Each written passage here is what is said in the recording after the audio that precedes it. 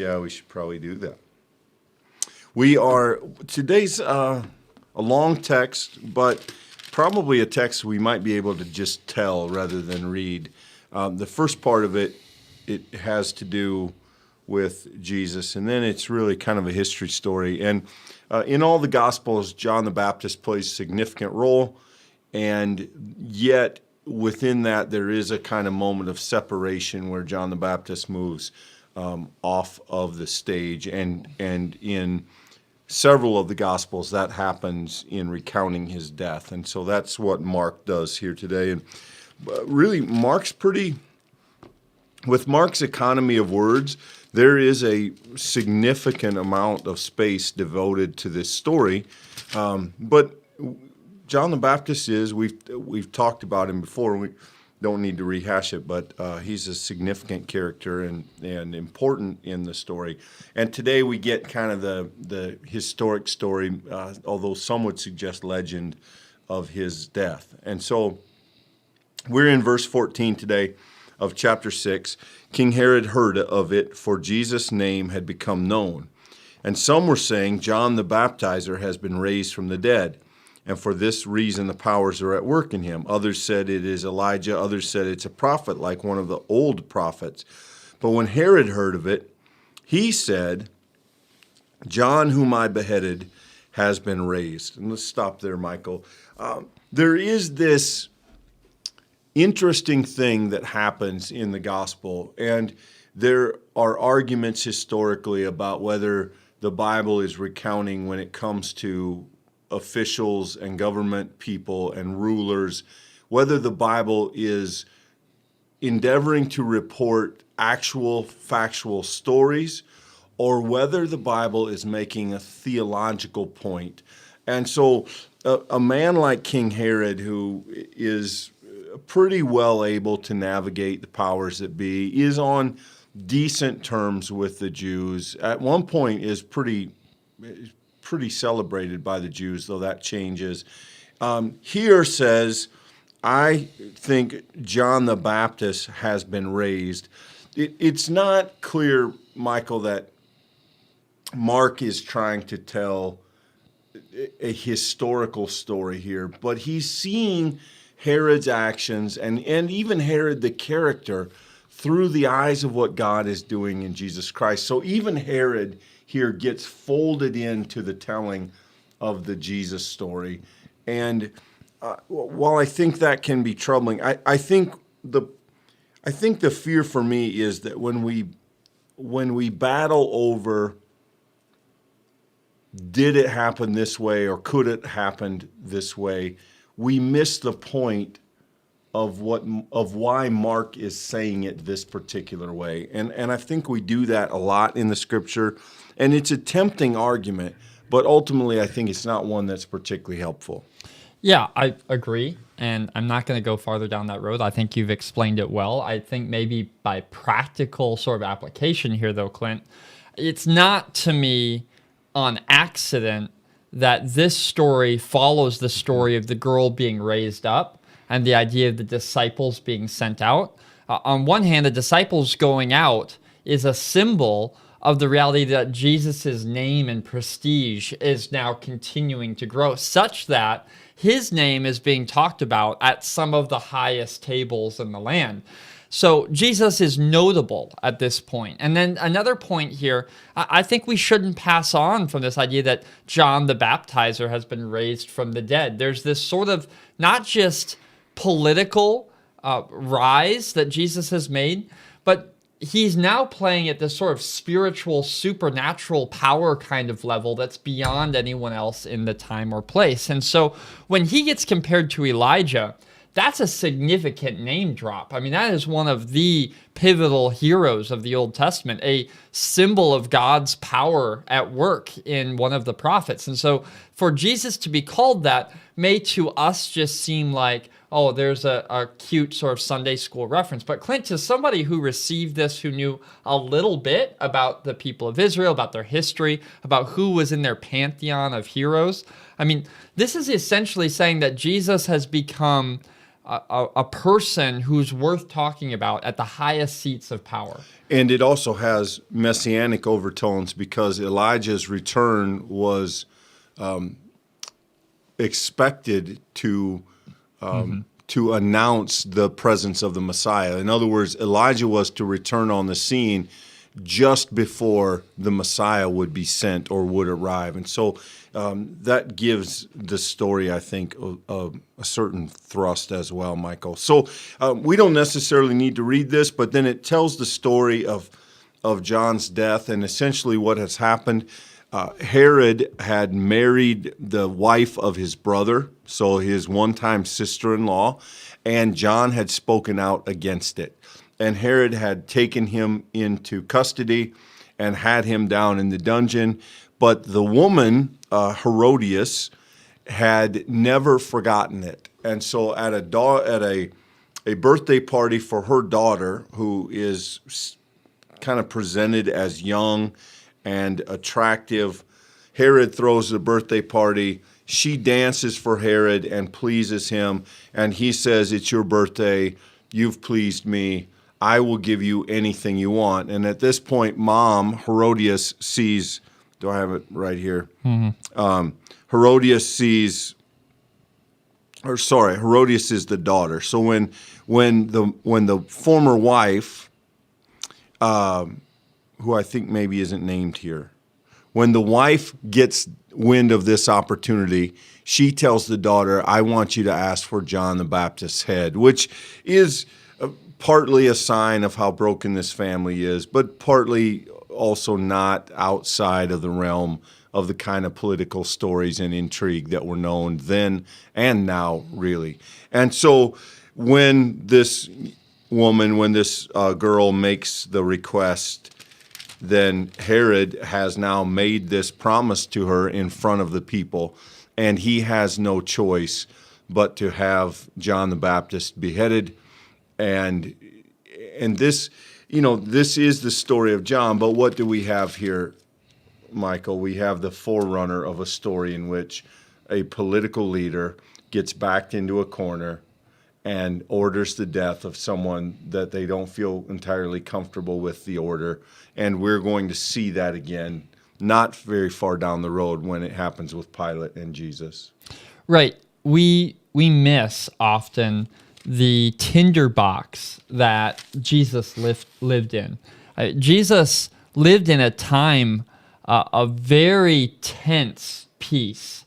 There were often moments where sects of Israelites, zealots they would be called, would take up arms, and in small numbers they would engage in different guerrilla-type warfares against the Roman Empire. And Herod is in a tenuous position between the religious leadership of Israel, who was generally well thought of by the people, and the Roman occupiers. And essentially, his role was to play mediator. He had to be able to make the religious leaders happy while also exacting the economic taxes and sort of stability that Rome required for them to be able to govern this entire empire. And should things get out of control, Herod's going to be the first person that Rome gets rid of. They're going to put in a new person in that position to play the mediating role. And for us, that may just seem like antiquated politics. But in this case, Clint, I think we're already being able to see the groundwork laid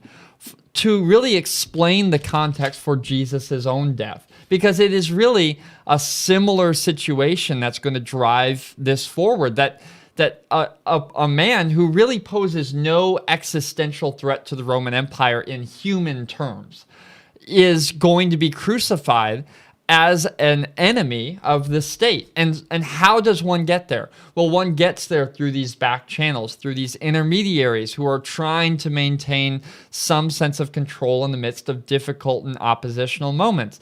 And so what we have here is we get a chance, as Mark does with such an amazing economy of words, of getting to see a little bit of what he thinks and feels, right? And here it says he was deeply grieved, but yet out of regard for his oaths and for the guests, he didn't want to refuse her. You begin to see Herod isn't a person with a ton of control. Herod is, as you said, someone caught between a rock and a hard place, trying to make difficult decisions. And ultimately, it's going to be those difficult decisions which are going to move forward Jesus' own sort of rise to the top as a threat in both the local and the more national state. Yeah, and I'm just realizing I said that it was the daughter's birthday. It's Herod's birthday. The banquet is for his birthday. And Michael, I think in some ways, though, Mark is loose with language, in other ways, context is amazingly important in Mark. Maybe, given the way that he tells stories, it may even be argued that context is important in a way that even supersedes the other Gospels, which is also important. But here we have, in just a chapter ago, we had a woman called daughter who was healed, and a daughter of a Jewish man or a non-Jewish man who is also healed. And then he is Jewish. And then we have here the daughter of a ruler calling for the death of a faithful man, a prophet. And that story is put between the sending of the disciples and the story of their return when they tell Jesus what they've done.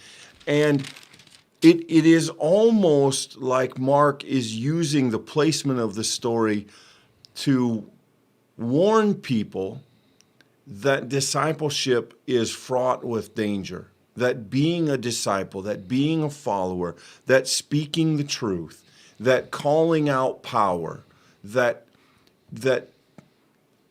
obeying God over man has a cost. And here it cost John his life, really through the pettiness of this particular woman.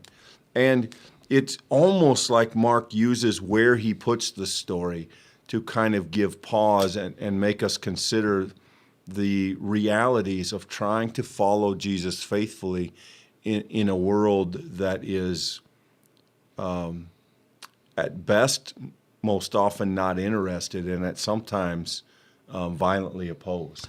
Yeah, and I would add only this, Clint, that we mentioned way back in the study, in the very beginning when we dealt with John the first time, is how little Mark spends in terms of talking about John.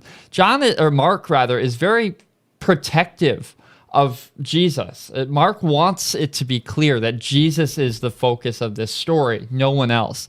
And here, I think it's powerful that Jesus' name is named at the beginning of the end of John's story.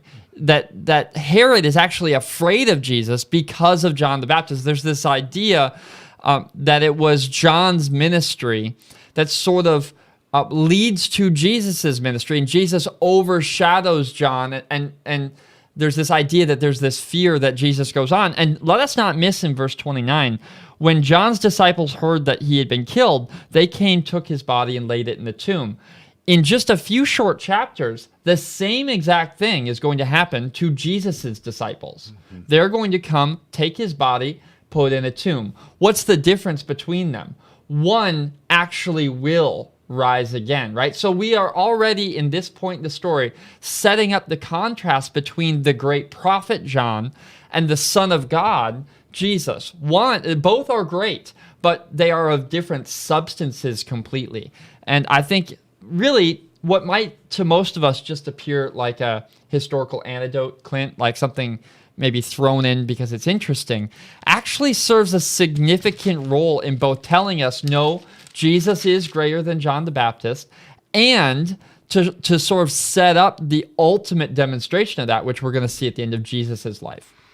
And I also think maybe just in emphasis of that, Michael, if you go back now, having heard the rest of the story and read the introduction, people are saying it's John, people said it's Elijah, it's a prophet. When Herod heard it, he said, it's John whom I beheaded, and he has been raised. So in the unfolding question Mark is asking, who is Jesus?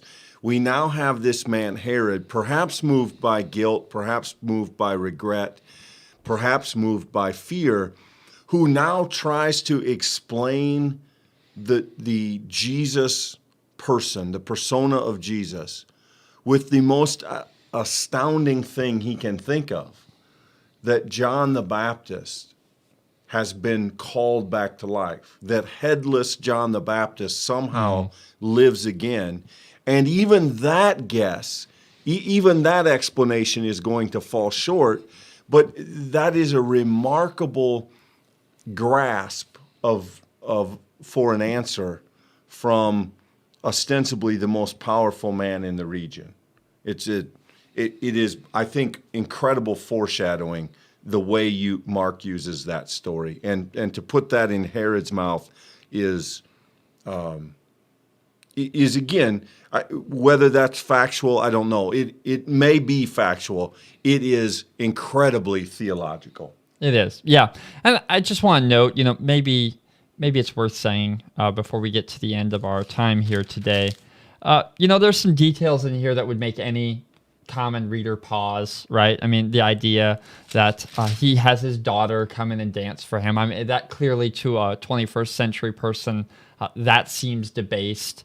There's clearly a kind of inter-family politics happening here where he's protecting John because he's afraid of him, and a wife is working behind. I mean, it's not very charitable portrayal. He likes to listen to him. Yeah, I mean, there's all of these little details. I think it's important that we try to look beyond our own context into what is being said, instead of the things that most quickly jump in front of us and become stumbling blocks as we seek to understand the text. And I think, as a general note to biblical interpretation, it's generally better to look for what does this mean to an early believer, as opposed to how does this make me feel as a modern person.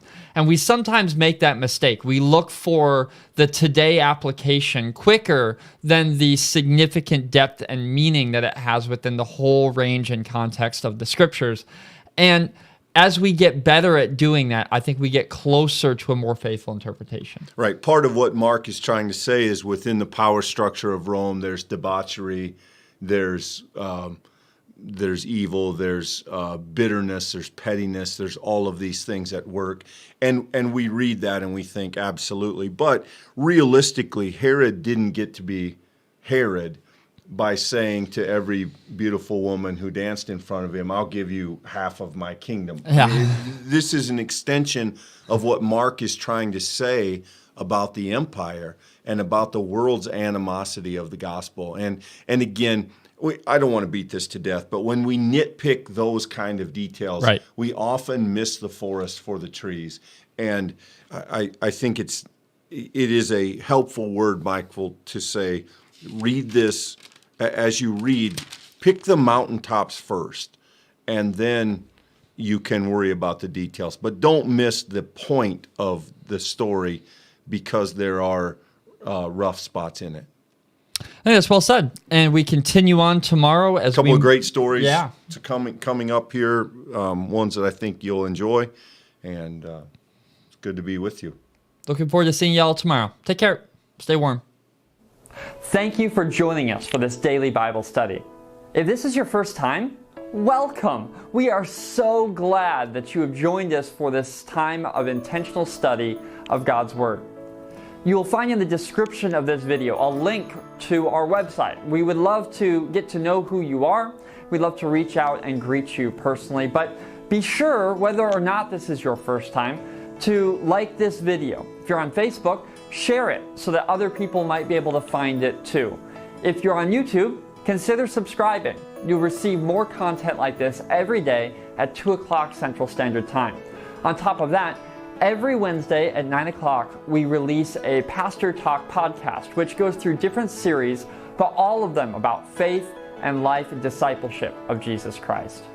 Friends, regardless of how many times you've been with us, we hope that this day has been meaningful for you as you seek to follow Jesus Christ. So until next time, be blessed. We look forward to seeing you soon.